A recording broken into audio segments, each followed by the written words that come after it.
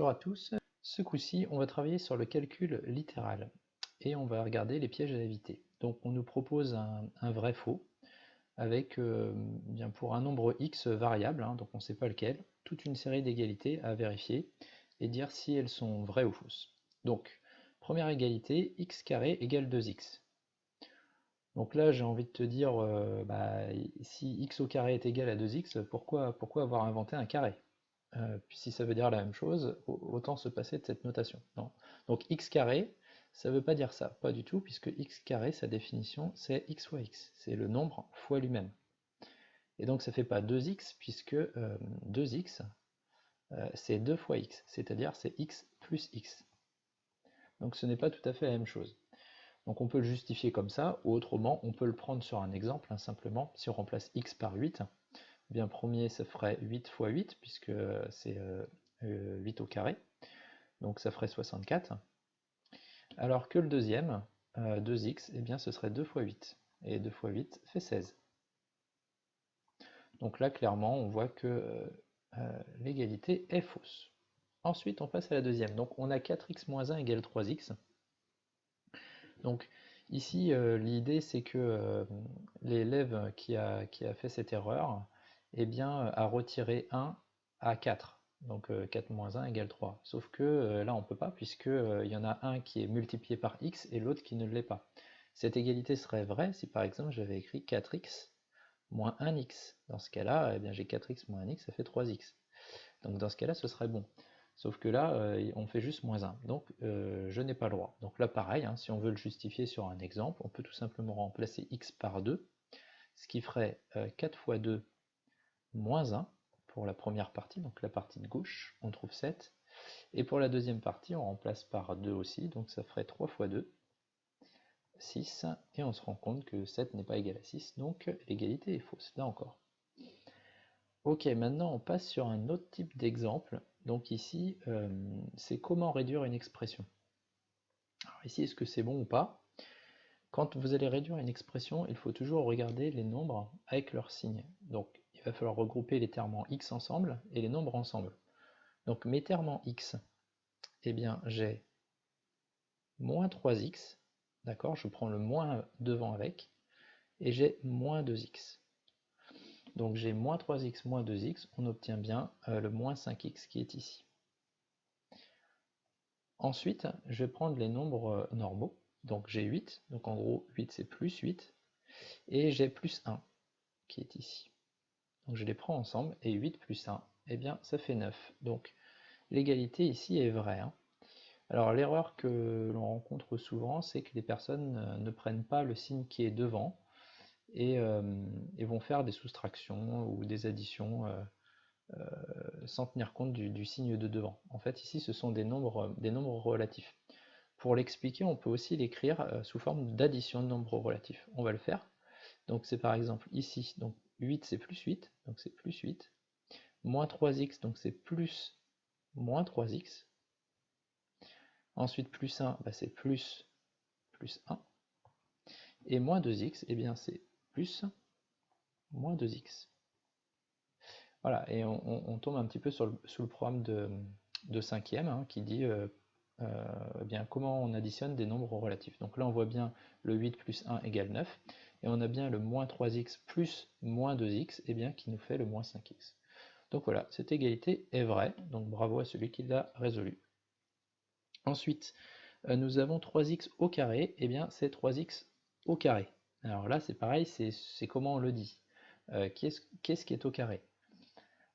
Ici, quand c'est 3x au carré, c'est sous-entendu tout le nombre 3x, donc à la fois le 3 et à la fois le x. Donc on a en fait 3x le tout au carré, donc c'est pour ça qu'il faut mettre des parenthèses. Et dans ce cas-là, il n'y a pas que le x qui est au carré, mais donc ça nous donne 3x multiplié par 3x, puisque c'est tout le 3x qui est multiplié par lui-même, ce qui nous fait au total 3 fois 3, 9, et le x est multiplié par x aussi, donc ça fait 9x carré. Et donc ce n'est pas égal à 3x carré. Donc ici, l'égalité est fausse. Ensuite, on attaque l'égalité suivante, donc nous avons moins, entre parenthèses, 3x moins 5. Donc là, en fait, le problème, c'est que vous avez un moins devant une parenthèse. Donc j'ai envie de dire, à quoi servent des parenthèses? Il y en a certains qui partent sur le fait que ça ferait moins 3x moins 5, puisqu'ils enlèvent tout simplement les parenthèses.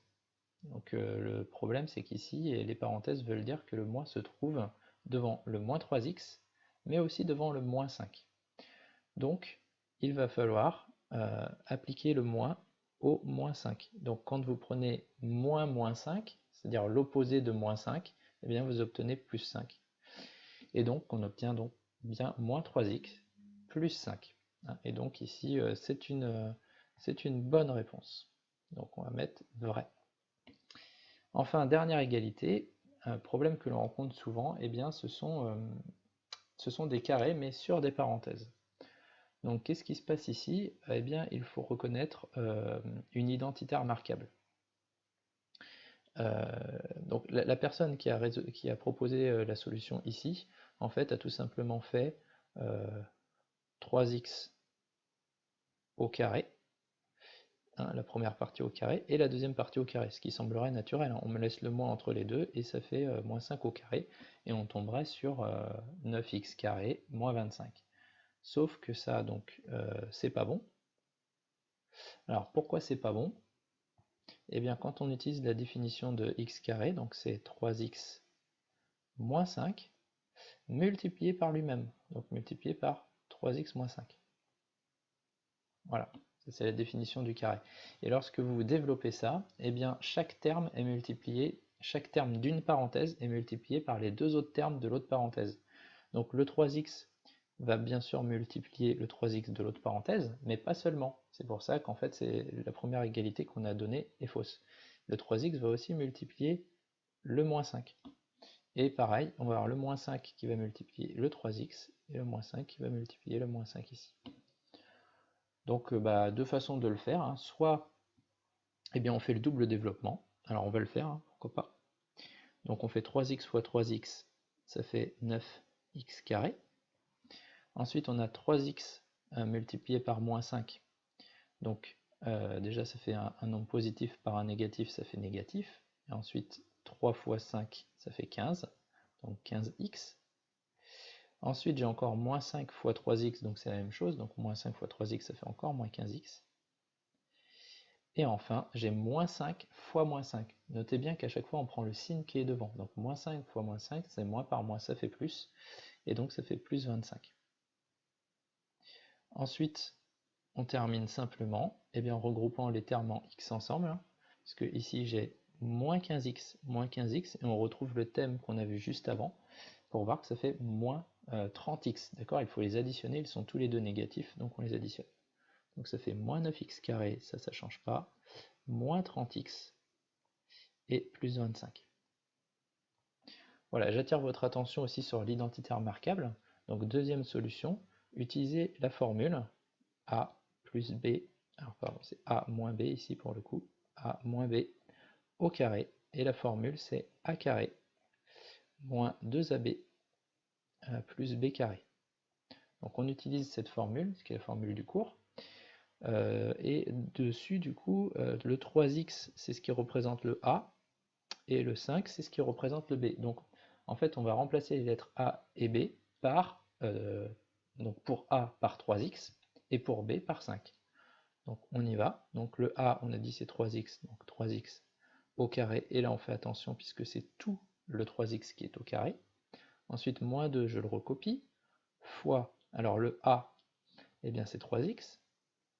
Ensuite fois le b, eh bien c'est 5. Et ensuite plus b carré, donc b on a dit c'est 5, donc 5 au carré. Voilà, et on développe ça. Donc 3x au carré, ça fait 9x carré. Ensuite, moins 2, donc 2 fois 3, ça fait 6. Et 6 fois 5, ça fait 30. Donc ça fait moins 30x. Je n'oublie pas le x. Et ensuite 5 au carré, qui donne 25. Voilà, donc deux façons d'arriver au problème, à la solution du problème final. Bon, j'espère que cette vidéo vous aura plu et vous aura permis de mieux comprendre les pièges à éviter sur le calcul littéral. A très bientôt!